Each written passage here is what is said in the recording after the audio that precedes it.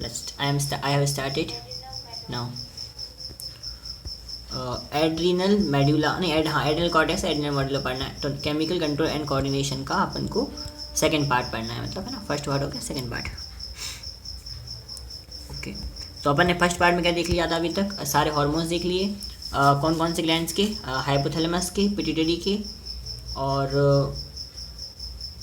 फिर कैसे पाइपिनियल ग्लैंड के, एंड देन थायराइड के, पैराथायराइड के,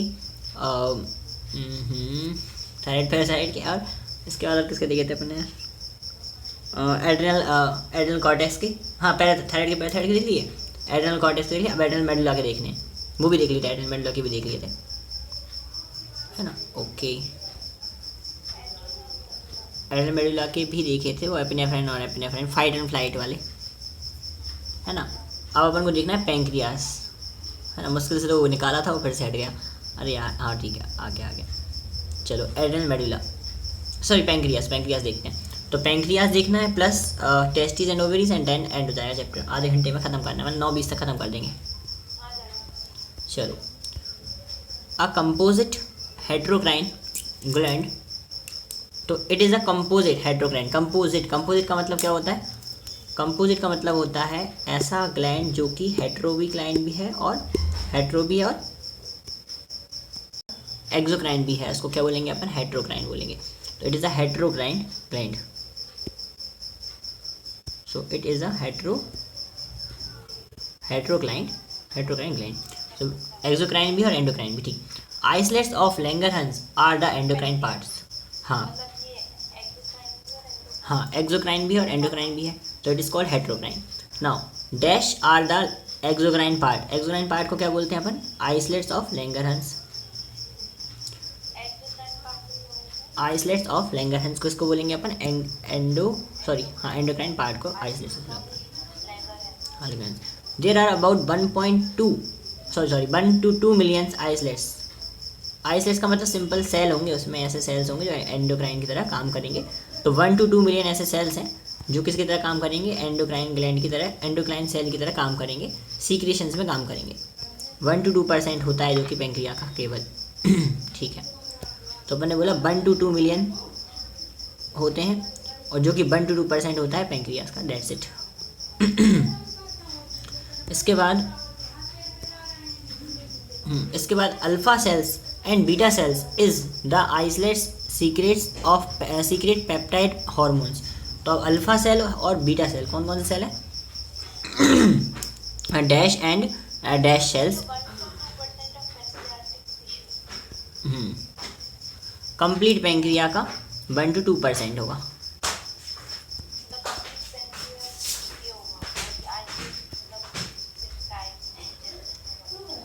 आइसलेट सेल ओनली 1 to 2% बनाएंगे उसका, पेंक्रियास का, है ना. यानी पूरा आइसलेट नहीं है, पूरा तो पेंक्रिया ग्लैंड है ना. उसका 1 to 2% कौन बनाएगा? आइसलेट्स बनाएंगे. Is it clear? 1 to 2 million. हाँ, सेल की जो नंबर होगा उसमें, वो सेल का नंबर कितना होगा? 1 to 2 मिलियंस होगा, जो कि पूरा मिलाकर भी 1% ही है पेंक्रियास का सिर्फ. यानी पेंक्रियास कितना बड़ा होगा फिर? 199 टाइम्स बड़ा, ज़्यादा. हाँ, क्योंकि जब 1 to 2% तो उसमें आइसलेट्स थे. जब आइसलेट्स ही 1 to 2% ही कितने मिलियन है? मिलियन. तो फिर वो जो 100% चीज़ होगी उसमें कितने सारे सेल्स होंगे? 200 मिलियन. ठीक है. इसके बाद alpha cells and beta sales. Alpha cells and beta cells in the islets. Alpha cells and beta cells in the islets secret what? Secret peptide hormone. सारे हार्मोन पेप्टाइड ही पढ़े हैं अभी तक अपन ने, है ना. सिर्फ एक हार्मोन आया था, कौन सा? अमीनो एसिड वाला. कौन सा? एपिनेफ्राइन और नॉर एपिनेफ्राइन. ये कौन सा था? ये अमीनो एसिड है, ठीक. ये अमीनो एसिड है के लिए. इसके बाद चलते हैं कहाँ? अब alpha cell and beta cell in the islets of the secrete peptide hormone such as glucagon and insulin. तो अल्फा सेल का सीक्रेट करेगा ग्लूकागॉन और बीटा सेल का सीक्रेट करेगा insulin. Now they maintain dash in the blood,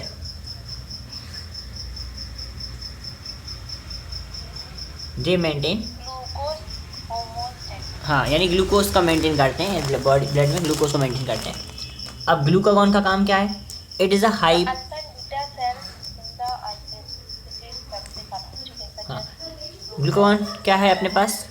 it is a hyperglycaemic, glucagon क्या है अपने? Hyperglycaemic factor, मतलब हाइपर मतलब ज़्यादा करने वाला, ग्लाइसिमिक मतलब ग्लूकोज को ज़्यादा करने वाला फैक्टर, और एक्ट करता है किस पर? डैश पर, हेपेटोसाइट।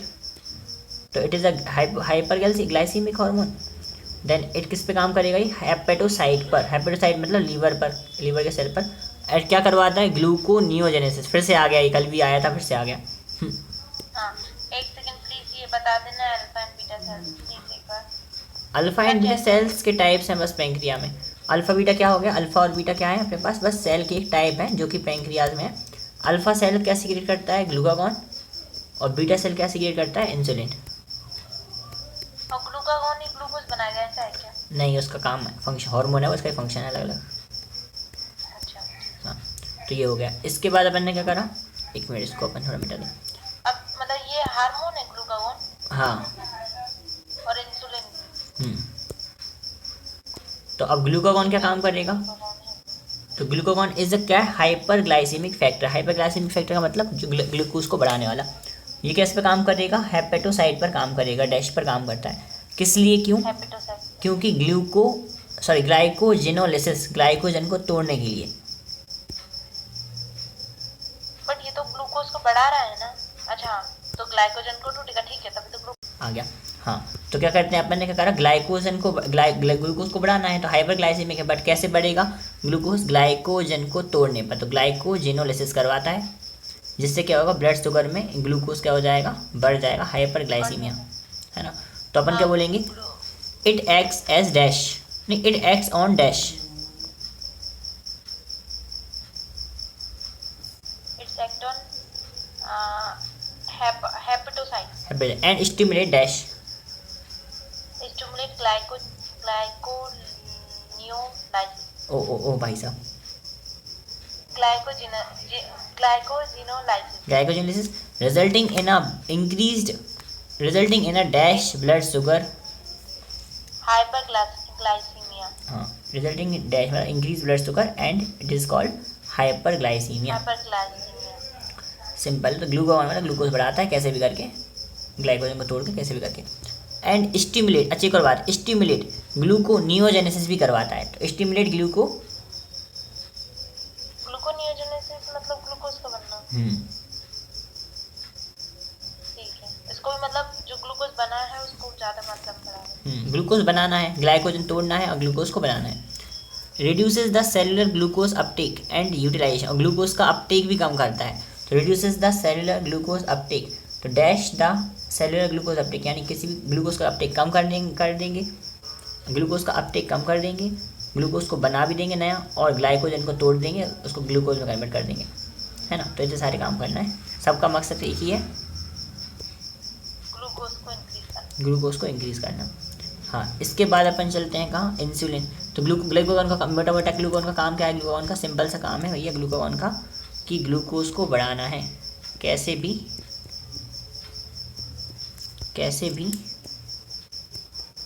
ग्लूकोज बढ़ाना है, ठीक है। इंसुलिन। अब इंसुलिन में क्या आएगा? It act on the hepatocyte, ये भी काम करता है। It is a hypoglycaemic, hypo मतलब कम करने वाला, इट इज़ अ हाइपो, कम करेगा हाँ, उसको ग्लूकोज को लेवल को। हाँ, it is a hypoglycaemic factor. It act on dash, hepatocyte वो भी तो हेपेटोसाइट। हाँ, तो लीवर पे तो करेंगे, एंड यहाँ पे एडिपोसाइट्स दो फैक्टर एंड एडिपोसाइट ऑल्सो। तो it act on the hepatocyte adipocytes and hepatocyte and adipocytes to enhance, adipocyte मतलब एडिपोस टिश्यू पर भी काम करता है, to enhance cellular uptake, glucose uptake and utilisation. So glucose from the blood rapidly moves to the hepatocyte. Glucose कहाँ जाएगा? Hepatocyte के पास जाएगा या एडिपोसाइट के पास जाएगा। दस blood glucose level decreases, blood glucose level dash,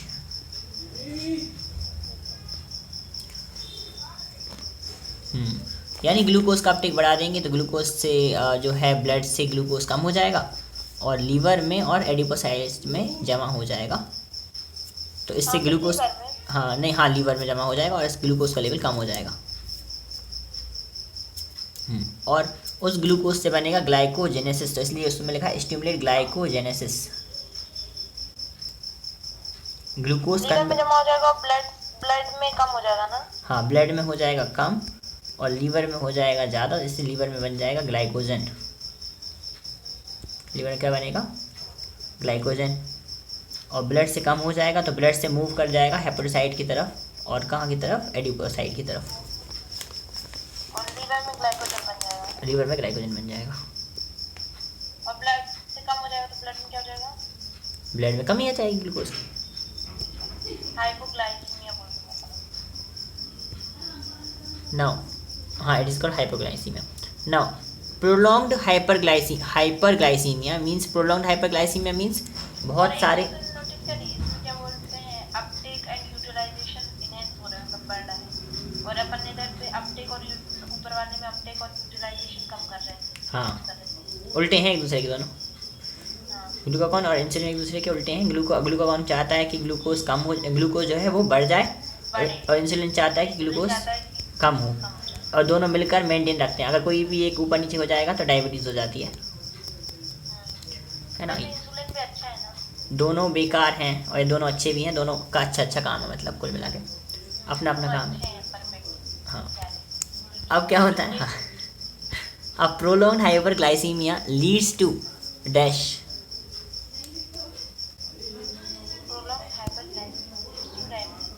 leads to dash, और ये अपनी 9वें नंबर की बीमारी, 9th नंबर की डिसीज़ है, डायबिटीज़ मिलेटस। कल एक और आ गई थी डायबिटीज़ इंसिपिडिस के बाद डायबिटीज़ डायबिटीज़ इंसिपिडिस के बाद ग्रेव डिसीज़ के बाद और भी डिसीज़ आ गई थी ना अपनी, कुल मिला के 9 हो गई थी, मैंने देखा था। अब देखो, prolonged hyperglycaemia leads to dash, loss of glucose through the urine and formation of harmful compounds like ketone bodies. Treatment is insulin therapy. तो क्या हुआ था, मतलब ग्लूकोज मीडियस में loss of glucose through urine, glucose जो हाँ कहाँ मिलने लगा था अपन को? यूरिन में लॉस होने लगा ग्लूकोज का, और बहुत सारे हार्मफुल ग्लूकोज का लॉस यूरिन में होने लगा। हाँ, एंड हार्मफुल कंपाउंड बनने लगे जैसे कीटोन बॉडीज, हार्मफुल कंपाउंड बने जैसे कि कीटोन बॉडीज या, और इसका ट्रीटमेंट कैसे करेंगे? डैश थेरेपी से करेंगे। इंसुलिन थेरेपी से अपन इंसुलिन इंजेक्शन वगैरह देंगे। हाँ, और इससे डायबिटीज मेलाइटस को कंट्रोल करें, मतलब यूरिन में ग्लूकोज लेवल का इंक्रीज हो जाना, ये डायबिटीज मेलाइटस। यूरिन में भी इंक्रीज होता है, ब्लड में भी इंक्रीज होता है, वो तो हर जगह ग्लूकोज इंक्रीज हो जाता है, पर रिमूवल उसमें लिखा है लॉस ऑफ, क्या बोलते हैं, लेकिन इसमें तो जो इंसुलिन है वो तो काम करता है कि ग्लूकोज लेवल कम हो जाए। हाँ, तो इसलिए तो loss of glucose through the increase हो रहा है, ब्लड में बढ़ जाएगा और यूरिन में हो जाएगा। अगर यूरिन में हो जाएगा तो पास आउट हो जाएगा, तो ग्लूकोज लेवल कम हो जाएगा बॉडी में। लेकिन ब्लड में कम होने से क्या होगा, है ना? ओके, क्लियर है। तो अब ये तो कम ही कर रहा था ना वैसे भी। हाइपरग्लाइसीमिया मीन्स होता है, हाइपरग्लाइसीमिया मीन्स होता है, एक सेकंड, मतलब क्या होता है? ज़्यादा होना। हाइपरग्लाइसीमिया मतलब होता है अपने पास, हाइपर का मतलब होता है ज़्यादा, ग्लूकोज का लेवल क्या हो गया? ज़्यादा हो गया, है ना? अब ग्लूकोज का लेवल ज़्यादा हो गया तो वो ज़्यादा होने की वजह से ब्लड में ज़्यादा हो गया, और ब्लड से फिर वो यूरिन में भी बढ़ गया उसका वैल्यू, और यूरिन से पास होने लगा ग्लूकोज, है ना? तो ग्लूकोज का यानी लॉस हो रहा है, और कहाँ से हो रहा है? यूरिन से हो रहा है। तो ये एक बीमारी हो गई। अब अपन जब इंसुलिन लेंगे या इंसुलिन का इलाज इंसुलिन से लेंगे तो ग्लूकोज को जो है वो ब्लड में कम कर देगा। अच्छा, बीमारी में ज़्यादा हो गया था ब्लड में, तो ओवरफ्लो हो रहा था यूरिन के ज़रिए, ब्लड में तो ज़्यादा ही है अभी भी, लेकिन ओवरफ्लो हो रहा था कहाँ से? यूरिन के ज़रिए ओवरफ्लो हो रहा था, इतना ज़्यादा था कि ब्लड में भी ज़्यादा था और यूरिन में भी निकल रहा था अलग से। अब ब्लड में अपन क्या कर देंगे? उसको कम कर देंगे या फिर नॉर्मल कर देंगे, तो अपनी बीमारी ठीक हो जाएगी, फिर यूरिन में निकलेगा। हाँ, तो वो अपन कैसे करेंगे? इंसुलिन देके। इंसुलिन देके, क्योंकि इंसुलिन इंसुलिन तो वैसे भी कम कर देता है। हाँ, इंसुलिन कम कर देता है और अपन कम ही करना था। और to enhance cellular glucose uptake and utilisation, ठीक है। एंड ऑल्सो क्या लिखा, हाँ, एक्ट ऑन द, ये क्या करता है हेपेटोसाइट और एडिपोसाइट पे काम करता है, क्योंकि उनका जो ग्लूकोज का अपटेक है वो बढ़ जाए, तो ग्लूकोज का अपटेक बढ़ जाएगा, ग्लूकोज जो है ब्लड से हटने लगेगा, तो अपना काम हो जाएगा। अपटेक एंड यूटिलाइजेशन में क्या आ गया? अपटेक एंड यूटिलाइजेशन मतलब यूज़ कर देगा उसको पूरी तरीके से, जहाँ जहाँ यूज़ लगेगा उसको यूज़ कर लेगा। अच्छा, तो अच्छा ब्लड से ले लेगा और जहाँ यूज़ होगा वहाँ दे देगा। हाँ, और उसको ज़्यादा Blood कम हो जाए। ज़्यादा कंज्यूम करवाएगा उसको, हेपेटाइट पे काम करेगा और ज़्यादा उसको कंज्यूम करवाएगा और उससे ग्लाइकोजन बनवा के स्टोर करवा देगा उसको। ठीक है, आ गया, परफेक्ट। Glucose level decreases. तो ये था अपना कौन, इंसुलिन, वर्ड इंपॉर्टेंट है, बहुत ज़्यादा इंपॉर्टेंट को कन्फ्यूज कर देते हैं। चलो, इम्पोर्टेंट है। Very important. इसके बाद चलते हैं अपन, वही सब टेढ़ा बना, चलो कोई नहीं। अब चलते हैं अपन टेस्टिस पर। तो in male primary it is, अब देखो टेस्टिस तो अपन ये रिप्रोडक्टिव हेल्थ में पढ़ा था, इतनी रिप्रोडक्टिव नहीं, ह्यूमन रिप्रोडक्शन में पढ़ा था। It is a male primary sex organ, it is a primary sex organ and an endocrine gland. कितने पेयर होते हैं टेस्टिस का? एक पेयर ऑफ होता है टेस्टिस का, जो कि कहाँ होता है? स्क्रोटल सैक में होता है। Now it is formed of dash tubules and dash tissue.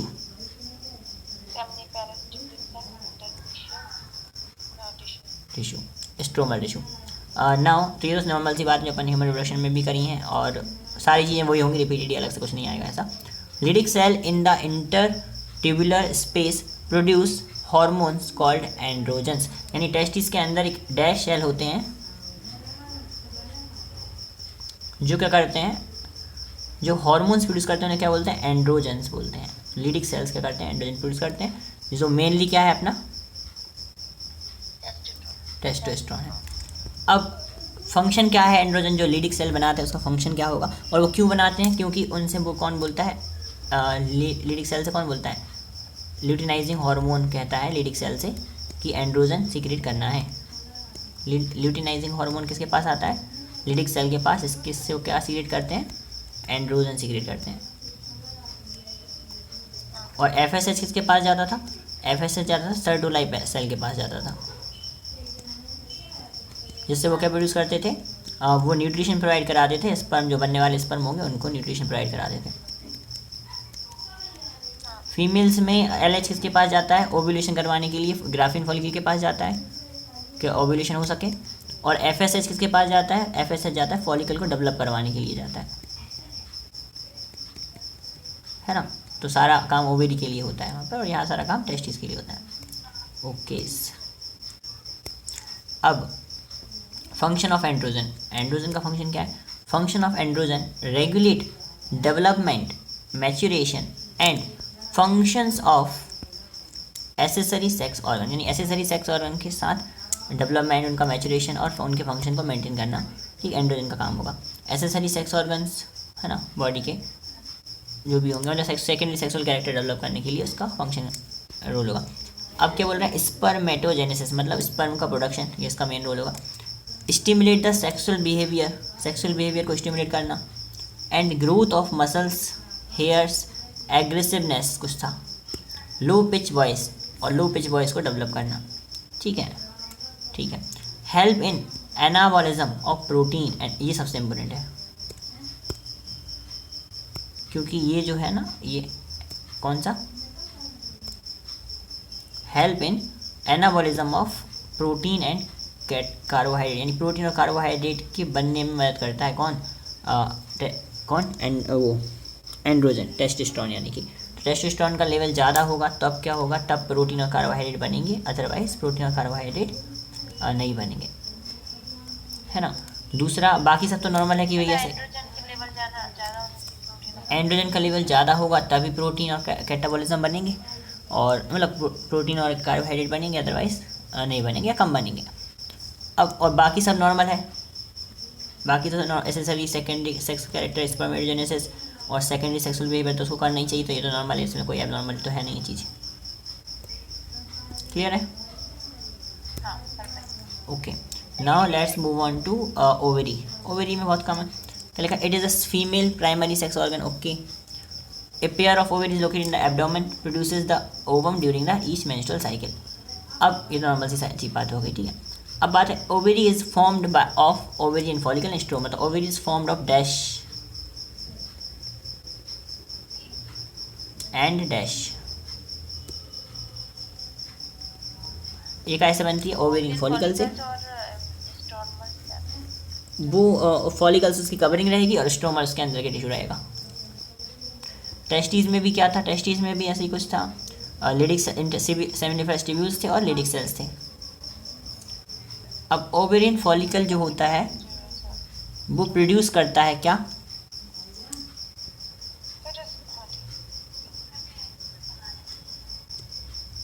Oestrogen. Oestrogen एक स्टेरॉयड हार्मोन है, वेरी इंपॉर्टेंट। ओवरियन फॉलिकल्स तो कवरिंग है, मतलब कवरिंग है एस्ट्रोजन। हाँ, उसकी कवरिंग जो रहती है वही एस्ट्रोजन, वही एस्ट्रोजन प्रोवाइड कराती है। और उसका जो स्टेरॉयड हार्मोन है, अभी तक पहला ऐसा हार्मोन है जो कैसा था? स्टेरॉयड है। नहीं, एक और आया था, एक और आया था यार, कहाँ आया था वो?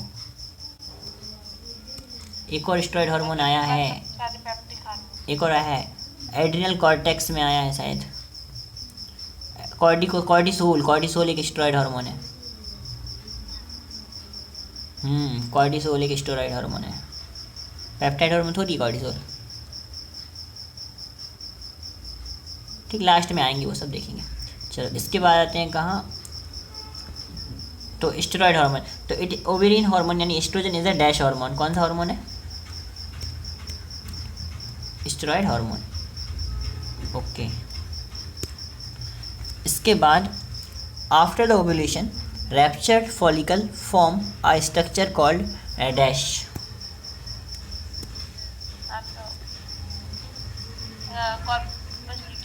हाँ, कॉर्पस ल्यूटियम क्या बनाता है? डैश बनाता है। दीदी का केक कटिंग होने लगेगा बर्थडे की। Happy birthday. बीच में तो मत भूल। ठीक है चल, हम्म तो कट तो करेगा नहीं। चलो, ओवेरियन फॉलिकल प्रोड्यूस डैश। कौन सा हार्मोन है ये अपने पास? कौन सा हार्मोन है? स्टेरॉयड। हाँ, after ovulation rapture follicle form a structure called dash. Steroid hormone है और बाकी वो पेप्टिक हार्मोन्स थे। After ovulation ruptured follicle form a structure called dash. Corpus luteum. Corpus luteum. It secret dash and steroid hormone, again steroid hormone, progesterone. यानी जितने भी own वाले होते हैं कीटोन टाइप, वो सब के सब कौन है? स्टेरॉयड ही है। कॉर्टिसोल था वो, और ये टेस्टोस्टेरोन है या प्रोगेस्टेरॉन, एस्ट्रोजन, ये सब के सब स्टेरॉयड हार्मोन है। Start. Function of oestrogen. Function of oestrogen क्या होता है? Growth and activities of female secondary sexual characters. Growth and activities of female secondary sex characters, development of ovarian follicles and mammary gland. तो ये तो simple है कि secondary sexual character develop करना है, ठीक है। और क्या है? ओवेरियन फॉलिकल को भी डेवलप करना है। ओवेरियन फॉलिकल मतलब जो ओवेरी के ऊपर जो कवरिंग होगी उसको डेवलप करना है। And then secondary sexual character को डेवलप करना है। तो नॉर्मल सी बात है ये तो, है ना, कोई भी बता देगा। हाई पिच वॉइस होनी चाहिए और सेक्सुअल बिहेवियर को मेंटेन करना, तो ये सारे नॉर्मल से काम होते हैं इसके, कोई दिक्कत नहीं है। Then function of dash.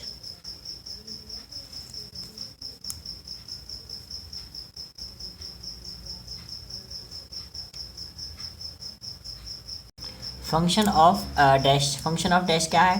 Progesterone. It support pregnancy and then it act on the mammary gland to stimulate. It act on the dash to stimulate the formation of alveoli and then milk secretion. To stimulate the formation of dash and milk secretion. That's it, हो गया। तो pregnancy को support करता है और memory gland को formation में मदद करेगा, सिंपल सा है, ठीक है, इसमें भी कोई दिक्कत नहीं है। अब चलते हैं अपन का hormones of heart, kidney and gastrointestinal tract. Atrial wall of heart ये क्या प्रोड्यूस करेगी? Produce the peptide hormone called atrial natriuretic factor. तो ठीक है, जब बीपी बढ़ेगा तो क्या करे, अब देखो जब बीपी बढ़ेगा था, when BP increases, when BP dash ANF causes dilation of blood vessels and reduce the BP. तो ANS causes dash of blood vessel, dilation करेगा या कॉन्ट्रैक्शन करेगा, जिससे बीपी क्या होगा, बढ़ेगा या घटेगा? तो क्या करेगा, ये डायलेशन करेगा, जिससे ब्लड प्रेशर क्या हो जाएगा, कम। अब GGA सेल यानी ओ शिट, हाँ ठीक है, पहले अटेंडेंस। तो stimulate of I am going for attendance. मैं अटेंडेंस पे जाती हूँ।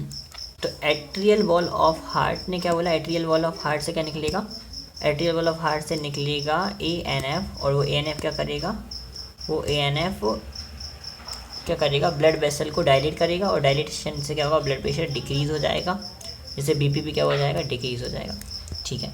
GG सेल जो किडनी के होते हैं वो क्या करते हैं, वो एरिथ्रोपोइटिन हार्मोन बनाते हैं, जिससे एरिथ्रोपोइसिस होती है, यानी फॉर्मेशन होता है RBC का। RBC का फॉर्मेशन 3 हार्मोन की वजह से होता था अपने पास, थायरॉक्सिन की वजह से भी हुआ था, कॉर्टिसोल की वजह से भी हुआ था, और एरिथ्रोपोइटिन की वजह से भी हुआ था, यानी 3 ऐसे हार्मोन हैं जिनकी वजह से अपना RBC का फॉर्मेशन हुआ था। अब RBC का फॉर्मेशन जो होगा वो थायरॉइड से हो सकता है, कॉर्टिसोल से हो सकता है, या एरिथ्रोपोइटिन, तीनों से होगा, मतलब तीनों की वजह से होगा। तो RBC which of the following hormone play important role in the production of RBC? तो thyroxine, cortisol and erythropoietin, that's it.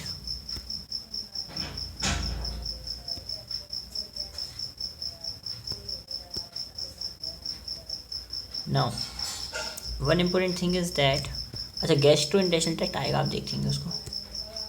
Start. Gastro intestinal tract क्या करता है, गैस्ट्रो इंटेस्टाइनल ट्रैक्ट मतलब होता है जो hormone produce the peptide hormone को produce करेगा, क्या कौन कौन से, गैस्ट्रिन को प्रोड्यूस करेगा, सीक्रेटिन को प्रोड्यूस करेगा, और कॉलीसिस्टोकाइनिन को प्रोड्यूस करेगा। अभी जो गैस्ट्रिन है, सीक्रेटिन है और कॉलीसिस्टोकाइनिन है, इनके फंक्शन देखना है। तो सबसे पहला gastrin stimulate dash glands to secrete HCl, यानी गैस्ट्रिक ग्लैंड से क्या निकलवाता है, ये HCl निकलवाता है। गैस्ट्रिन मतलब नाम से क्लियर है, गैस्ट्रिन मतलब पेट का होगा।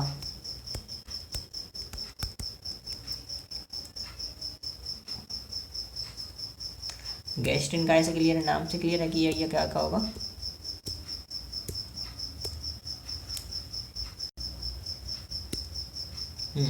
तो नाम से क्लियर है कि ये क्या करेगा, गैस्ट्रिन, कि ये HCl है ना, पेट जैसा कुछ, मतलब पेट के कोई हार्मोन निकालेगा।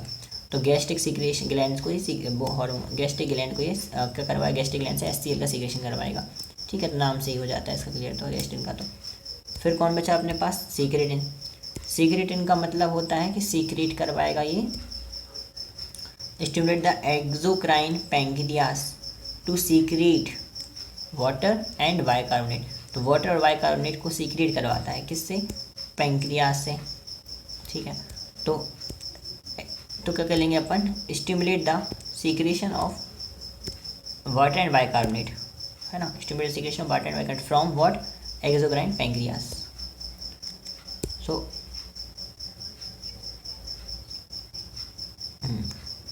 नहीं, एक्सोक्राइन पैंक्रियास से क्या निकलवाएगा, ये वाटर एंड बाइकार्बोनेट निकलवाएगा।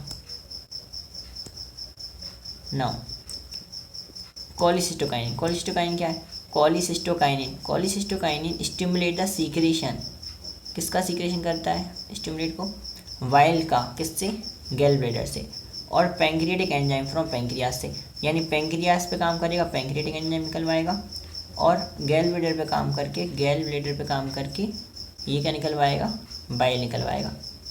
तो यानी कि डाइजेशन के लिए इम्पोर्टेंट जितनी भी चीज़ें होती हैं, है ना, उनका सीक्रेशन, किसका सीक्रेशन, बाइल का, पहला नंबर तो बाइल का, फिर दूसरा किसका, पैंक्रियाटिक जूस का। तो बाइल के बिना और पैंक्रियाटिक जूस के बिना, हाँ, तो पैंक्रियाटिक एंजाइम का और बाइल का सीक्रेशन कौन करवाएगा? कॉलीसिस्टोकाइनिन, ठीक है। और सीक्रेटिंग किसका किसका करवाता है? सीक्रेटिंग करवाता है पैंक्रियाटिक। सीक्रेटिंग किसका करवा रहा था? वाटर और बाइकार्बोनेट का करवा रहा था, ठीक है। और गैस्ट्रिन किसका करवाया था? HCl, यानी एक एक हार्मोन एक एक चीज़ का करवाता है। तो कोई बोले सीक्रेटिंग किसका करवाएगा?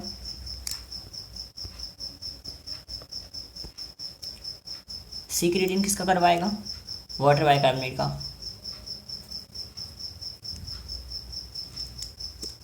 सीक्रेटिन किसका सीक्रेशन करवाएगा? वाटर बाइकार्बोनेट का। इसके बाद जो गैस्ट्रिन है वो HCl का। और कॉलीसिस्टोकाइनिन किसका करवाएगा? कॉलीसिस्टोकाइनिन करवाएगा बाइल का और पैंक्रियाटिक एंजाइम का।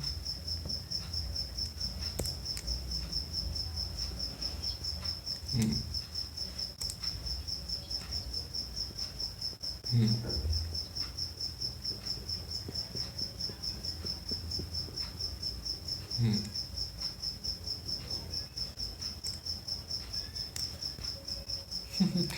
अरे हार्मोन सिग्नल देता है इन ग्लैंड्स को, हार्मोन खुद थोड़ी कुछ कर, हार्मोन सिग्नल देता है ग्लैंड को, किसी ग्लैंड को कि खुद से कुछ निकलवाना है, खुद से थोड़ी वो बनाता है।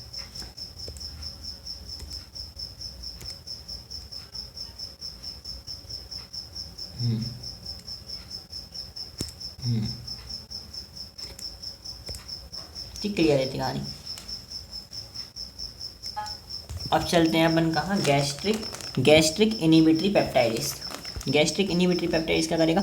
Gastric inhibitory peptidase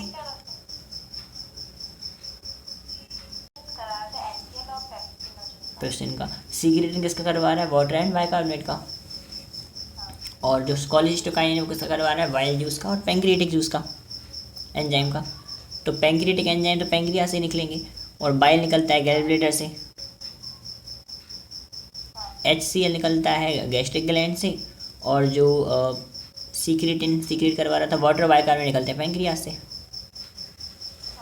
okay, now gastric inhibitory peptidase. Inhibitory का मतलब होता है रोकने वाला, और इनहिबिट करेगा कुछ ना कुछ, इनहिबिट करेगा। किसको इनहिबिट करेगा? गैस्ट्रिक सीक्रेशन को इनहिबिट करेगा, क्योंकि उसके नाम में ये गैस्ट्रिक सीक्रेशन को इनहिबिट करने वाला gastric inhibitory peptidase. Okay, several other non endocrine tissue secret hormone called growth factors. अब कुछ और भी हैं ऐसे टिश्यू को क्या करते हैं? ग्रोथ फैक्टर को स्टिमुलेट करते हैं। These are essential for the normal growth and tissue and repairing and regeneration based on the chemical nature hormone of various types. अब देखो, सबसे पहला तो peptide hormone, polypeptide hormone, protein hormone. कौन कौन से? सारे हैं जो अपन ने अभी तक पढ़े हैं। इंसुलिन है, ग्लूकागॉन, पिट्यूटरी के सारे हार्मोन, हाइपोथैलेमस के सारे हार्मोन। ये सारे हार्मोन कौन है? प्रोटीन वाले हार्मोन है, ठीक है। कुछ, हाँ, जो अपने पढ़े हैं इंसुलिन सारे, अपने पिट्यूटरी के सारे, हाइपोथैलेमस के, हाँ, सारे इंसुलिन वाले, और ग्लूकागॉन पूरा, ये सब कौन है अपने पास? पेप्टाइड। फिर स्टीरॉयड हार्मोन कौन है? कॉर्टिसोल, टेस्टोस्टेरोन, एस्ट्राडायोल और प्रोगेस्टेरोन, ठीक, जिनमें ओन लगा है पीछे और ओल लगा है, ओन या ओल लगा है, ओन लगा है, दिख रहा है ना? या तो जिनमें क्या लगा है? ओल लगा है, या जिनमें क्या लगा है? ओन लगा है। तो एस्ट्राडायोल या टेस्टोस्टेरोन या कॉर्टिसोल या प्रोगेस्टेरोन, ये सब कौन हो जाएंगे अपने पास?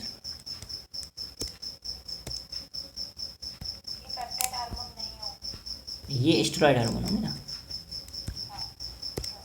ठीक है। इसके बाद क्या आ जाएगा? अरे ये कैसे नहीं कर रहा, एक सेकेंड। स्टेरॉयड का मतलब होता है एक तरीके से फैटी,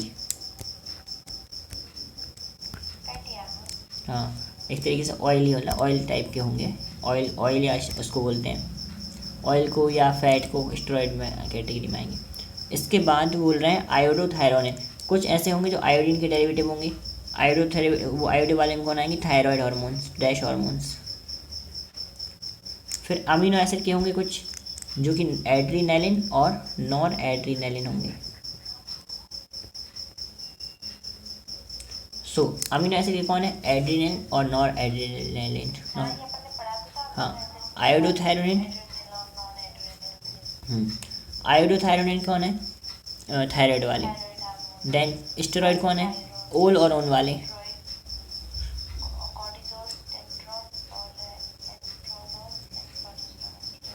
एंड पेप्टाइड वाले कौन से? सारे, बाकी के सारे सारे हार्मोन।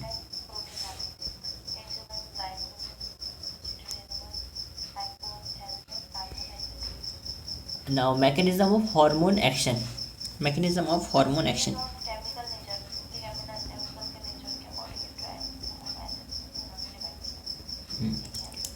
मोस्ट ऑफ द 99%, 95% तो कम से कम पेप्टाइड है, और बाकी कुछ बचे कुछ स्टेरॉइड है, और बाकी थोड़े बहुत हार्मोन अमीनो एसिड है, और एक आध हार्मोन आयोडो वाला है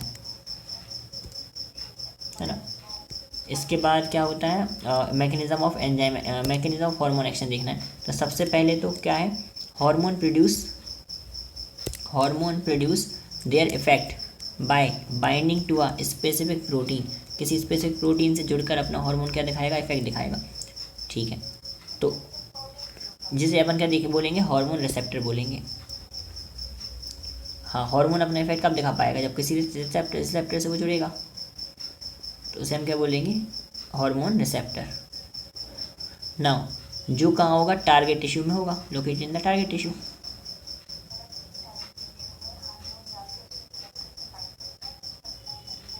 अदरवाइज एक्शन कैसे दिखाएगा? जाना है कहीं टारगेट टिश्यू होगा तभी तो। नाउ हार्मोन बाइंड्स टू, हाँ, now hormone binds to specific receptor, क्यों? To form hormone receptor complex. अब हार्मोन क्या करेगा? रिसेप्टर से बाइंड होकर हार्मोन रिसेप्टर कॉम्प्लेक्स बनाएगा। तो हार्मोन रिसेप्टर क्या बनाया है? कॉम्प्लेक्स बना लिया। ठीक, now it leads to a biochemical change in the target tissue. जिससे क्या होगा? टारगेट टिश्यू में बायोकेमिकल चेंज होगा, और जिससे वो रेगुलेट कर पाएगा मेटाबॉलिज्म को और फिजियोलॉजिकल फंक्शन को वो रेगुलेट कर पाएगा। हार्मोन रिसेप्टर कितने टाइप के होते हैं? 2 टाइप के। एक तो membrane bound receptor, dash bound receptor. Membrane bound receptor होते हैं जो सम हार्मोन, एग्जांपल प्रोटीन हार्मोन या एफएसएच। अब प्रोटीन हार्मोन और एफएसएच ये दोनों, मतलब प्रोटीन हार्मोन एफएसएच उसका एग्जांपल है प्रोटीन हार्मोन का। ये क्या करते हैं? मेम्ब्रेन से बाउंड होंगे, मेम्ब्रेन बाउंड रिसेप्टर से इंटरेक्ट करेंगे, और क्या करेंगे? जनरेट करेंगे। किसको जनरेट करेंगे? सेकेंडरी मैसेंजर्स को। जनरेट सेकेंडरी मैसेंजर, मतलब कुछ ऐसे हार्मोन हैं जो कि प्रोटीन है।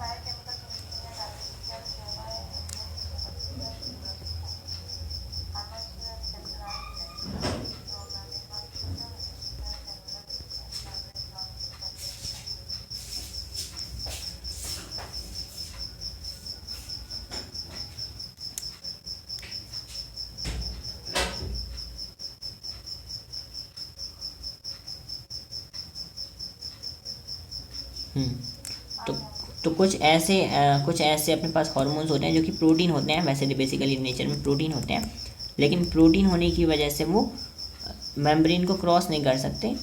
Day not enter the target cell, target cell को एंटर नहीं कर सकते क्योंकि मेम्ब्रेन को क्रॉस नहीं कर सकते। लेकिन ये इंटरेक्ट कर सकते हैं किससे? मेम्ब्रेन बाउंड रिसेप्टर से। और इंटरेक्ट करने के बाद ये रिसेप्टर, मेम्ब्रेन बाउंड रिसेप्टर, हाँ, इंटरेक्ट करेंगे किससे? मेम्ब्रेन बाउंड रिसेप्टर से इंटरेक्ट करेंगे, और क्या जनरेट करेंगे? सेकेंडरी मैसेंजर को जनरेट करेंगे। अब सेकेंडरी मैसेंजर कौन होता है?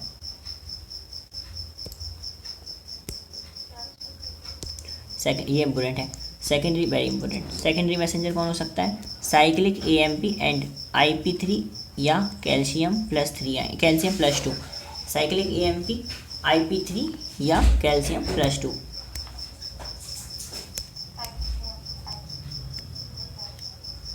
+2 5 स्टार टॉपिक है। साइक्लिक AMP, IP3 या कैल्शियम+2। इसे कोई ट्रिक है?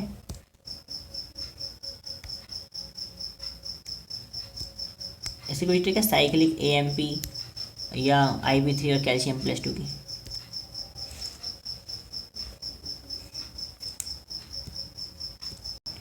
Very nice. और साइक्लिक तो अपन को वैसे भी याद ही रहेगा। हाँ साइकिल आ रहेगा। तो we can see that we have new trick and we have a new member of trick बनाने वाला। इसमें क्या हो सकता है अपने पास, ATM कार्ड इंसर्ट। क्या हो सकता है, ATM कार्ड इंसर्ट। क्या होगा ATM कार्ड इंसर्ट का, ए का फुल फॉर्म क्या है अपने पास, AMP।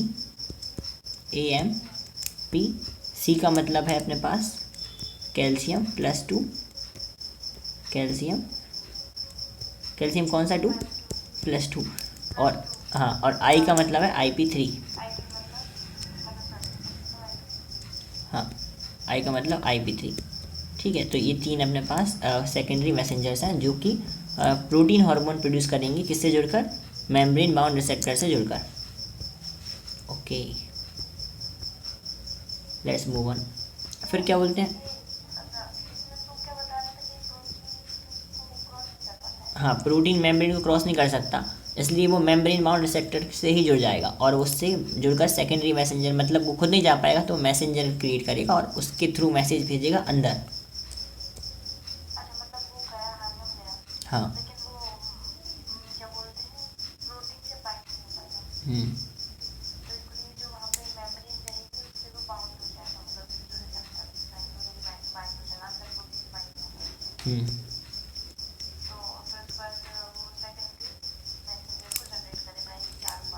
हाँ, सेकेंडरी मैसेज जनरेट करेगा। फिर सेकेंडरी मैसेंजर्स का मैसेज लेके जाएंगे आगे। फिर मैसेज लेके जाएंगे तो फिर फिजियोलॉजिकल रिस्पॉन्स बनेगा, जो भी रिस्पॉन्स बनना होगा उस हार्मोन को चाहिए जो रिस्पॉन्स बनाना है। तो यानी कि जो हार्मोन है वो यहाँ नौकर की तरह है, बाहर खड़ा रहेगा, वो अंदर नहीं जा सकता, उसको परमिशन नहीं, डायग्राम में दिख रहा है ये, है ना। तो अंदर किसको भेजेंगे अब, हाँ तो अंदर किसको भेजेंगे, अंदर भेजेंगे कोई सेकेंडरी मैसेंजर जाएगा अंदर, जो राजा महाराजा को मतलब संदेश देगा। फिर वो बायोकेमिकल रिस्पॉन्स बनाएंगे और फिर बाद में फिजियोलॉजिकल रिस्पॉन्स बनेगा। That is the matter. फिर क्या बोलते हैं, चलो तो इसमें क्या होगा, it in results regulate the cellular metabolism and इस कॉजेज द फिजियोलॉजिकल इफेक्ट। इससे क्या होता है, सेलुलर मेटाबॉलिज्म रेगुलेट होता है एंड फाइनली अपने पास एक फिजियोलॉजिकल रिस्पॉन्स आता है। फिजियोलॉजिकल रिस्पॉन्स जैसे कि शुगर का कम हो जाना ब्लड में, है ना, शुगर के ब्लड में कम हो जाना, या और भी जो काम करते हैं हार्मोन सब होना। ठीक है, ये हो गया, भूख लगना, ठीक है, गुस्सा आना, ये सब। इसके बाद क्या होता है, नाउ एक कौन से रिसेप्टर होते हैं, इंट्रा सेलुलर रिसेप्टर, यानी ऐसे रिसेप्टर्स जो कि हार्मोन, ऐसे हार्मोन्स के लिए बने हैं, मतलब ऐसे हार्मोन्स जो कि अंदर जा सकते हैं, जैसे कि स्टेरॉयड हार्मोन, है ना, स्टेरॉयड हार्मोन या आयोडोथायरोनिन्स, जो कि किससे इंटरेक्ट करते हैं, सीधा इंट्रा सेलुलर रिसेप्टर से ही, हाँ तो इंट्रा सेलुलर रिसेप्टर से बाइंड करते हैं, मतलब सेल के अंदर है, मेम्ब्रेन से नहीं, सेल के अंदर रिसेप्टर्स होते हैं उनसे बाइंड करते हैं। ये मोस्टली न्यूक्लियर रिसेप्टर होते हैं, न्यूक्लियर मतलब न्यूक्लियस के पास जाएंगे सीधा ही, है ना, मेम्ब्रेन से इनका कोई वो नहीं है रिलेशन, कहाँ जाएंगे, सीधा मेम्ब्रेन के पास जाएंगे, है ना। ओके, फिर इन्हें बोला तो फाइनली अपन बोलेंगे इंट्रा सेलुलर रिसेप्टर क्या होते हैं। इंट्रा सेलुलर रिसेप्टर जो होते हैं वो मोस्टली न्यूक्लियर होते हैं, मोस्टली डैश, ठीक। कुछ हार्मोन जैसे कि स्टेरॉयड हार्मोन या डैश हार्मोन, या डैश मतलब आयोडोथायरोनिन, ये इंटरेक्ट करते हैं किससे, डैश रिसेप्टर से। इससे क्या होगा, ये रेगुलेट करेंगे, they mostly regulate gene expression, डेक्स expression, chromosome function by the interaction of hormone receptor complex with the genome. Cumulative biochemical action result in physiological,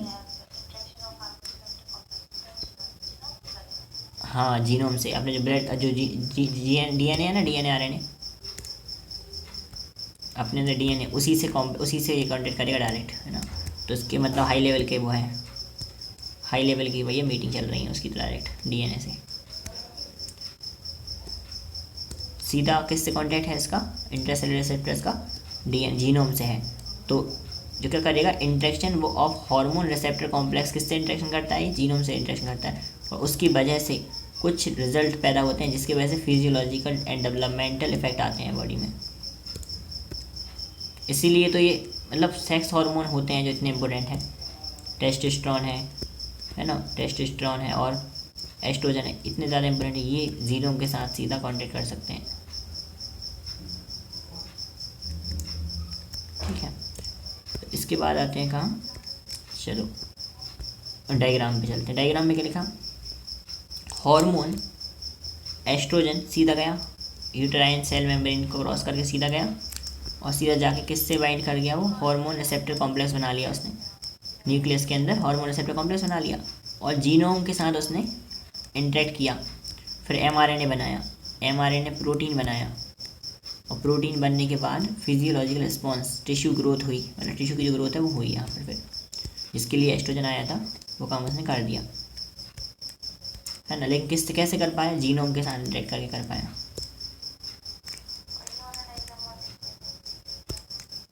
उस वाले डायग्राम बोया तो देखा है, इस साइड वाला ये डायग्राम देखा था अभी। इस साइड वाले में क्या करा अपन ने, जो है वो बाहर रखा है मेम्ब्रेन की तरफ, फिर रिसेप्टर से बाइंड हुआ, रिसेप्टर ने रिस्पॉन्स 1 बनाया, सेकेंडरी मैसेंजर को बनाया और सेकेंडरी मैसेंजर को बनाने के बाद सेकेंडरी मैसेंजर ने बायोकेमिकल रिस्पॉन्स बनाया, बायोकेमिकल रिस्पॉन्स से बने physiological response. So this is the action of hormone, two types of hormone, membrane bound receptors as well as intracellular bound membrane bound receptors, यानी intracellular receptors simple, है ना। और example कौन से थे, स्टेरॉइड थे और एक साइड प्रोटीन के थे। फिर अपन ने ऊपर देखा था, थोड़ा रिवाइज पीछे की तरफ करते हैं। फिर अपन ने देखा था हार्ट के, किडनी के, गैस्ट्रोइंटेस्टाइनल ट्रैक्ट के हार्मोन, थोड़ा सा रिकॉल करना है पीछे का, है ना। हार्ट का, किडनी का और गैस्ट्रोइंटेस्टाइनल बोला इन्हें, हार्ट, किडनी और गैस्ट्रोइंटेस्टाइनल ट्रैक्ट का अपन ने क्या बताया था कि हार्ट में क्या बनता है, एएनएफ बनता है जो कि ब्लड प्रेशर कम करता है। किडनी में क्या बनता है, एरिथ्रोपोइटिन जो कि आरबीसी बनाता है। और जीआईटी गैस्ट्रोइंटेस्टाइनल ट्रैक्ट में 4 हार्मोन देखे थे जो अपन ने अलग अलग फंक्शन देखे थे। फिर अपन ने ऊपर क्या देखा, ओवेरी का और ऊपर उसके ऊपर टेस्टिस का हार्मोन देखे थे और उनके फंक्शन नॉर्मल थे, उसमें कुछ ऐसा खास नहीं था, है ना, जो अपन ने ह्यूमन रिप्रोडक्शन में पढ़ा था। फिर इंसुलिन और ग्लूकागॉन का फंक्शन देखा, वो क्या करता है, इंसुलिन ग्लूकागॉन जो अपने ग्लूकोज के लेवल को मेंटेन करते हैं, दोनों अपन ने देख लिया था अच्छे से कौन क्या करता है ना, सबके अलग अलग रोल है। फिर पैंक्रियास में कौन से सेल होते हैं जो हार्मोन सीक्रेट करते हैं, आइसोलेट्स ऑफ लंगरगन्स, इतना अपन ने आज देखा है। पैंक्रियास से इंसुलिन, ग्लूकागॉन, फिर ओवेरी टेस्टिस एंड हार्मोन्स, अलग अलग चीज़ों के एंड मैकेनिज्म ऑफ एक्शन। कल अपन ने एड्रिनल ग्लैंड के हार्मोन देखे थे, कॉर्टिकोकॉइड्स, मिनरलोकॉर्टिकॉइड और ग्लूकोकॉर्टिकॉइड्स। ग्लूकोकॉर्टिकॉइड की ट्रिक बनाई थी अपन ने, क्या करता है जी, ग्लूकोकॉर्टिकॉइड ट्रिक बनाई थी BCEL, मतलब बोन मैरो यानी आरबीसी बनाएगा, C मतलब कार्डियोवास्कुलर फंक्शन, एक्सक्रीटरी फंक्शन, और हाँ, और L क्या करता है, L का मतलब क्या था इसमें, एक्सक्रीटरी फंक्शन और लिम्फेटिक सिस्टम, मतलब आरबीसी को तो बनाएगा, लिम्फेटिक सिस्टम इम्यून सिस्टम को सप्रेस करता है ना। और प्रोटीन से दुश्मनी है और ग्लूकोज से इसकी दोस्ती है ना, ये देखा था। फिर अपन ने क्या देखा, थायराइड वाले में DMW थी थायराइड वाले में, है ना। और अपन ने हाइपरथायरॉइडिज्म देखा था, हाइपोथायरॉइडिज्म देखा था। फिर अपन ने एक्सोप्थेल्मिक गॉइटर में क्या होता है, ग्रेव डिसीज़ क्या होती है ना, ग्रेव डिसीज़ में क्या होता है वो देखा, गॉइटर में क्या होता है, ठीक है। इसके बाद डायबिटीज़ मेलिटस देखा था, आज बीमारी डायबिटीज़ मेलिटस आई थी, और उसके पहले डायबिटीज़ इंसिपिडस आई थी एल्डोस्टेरोन में, है ना। थायराइड ग्लैंड में तो हो गया थायराइड ग्लैंड, ठीक है। फिर पीनियल ग्लैंड में क्या होता है, पीनियल उसमें ट्रिक थी मेटापिक डिफेंस गया, है ना वो। फिर अपन ने उसके पहले क्या देखा था, इसके पहले अपन ने पिट्यूटरी हार्मोन देखे थे, है ना। और फाइनली अपन ने अब फिर शुरुआत किया था, हार्मोन की डेफिनेशन देखी थी, ख़त्म, है ना। ये पूरा चैप्टर हो गया 1.5 दिन में, मतलब कल और आज में थोड़ा सा, ठीक है, अच्छी बात है, खुशी की बात है। तो मोस्ट ऑफ द, ठीक है। तो अब बाकी के जितना भी चैप्टर बचा है, ये चैप्टर तो बचे ही नहीं अब, है ना। तो ये चैप्टर पूरा कौन हो गया अपने पास, क्लोज हो गया। कौन सा है ये चैप्टर, केमिकल कंट्रोल कोऑर्डिनेशन। अब आगे के चैप्टर देखेंगे फोटोसिंथेसिस नेक्स्ट वीडियो में।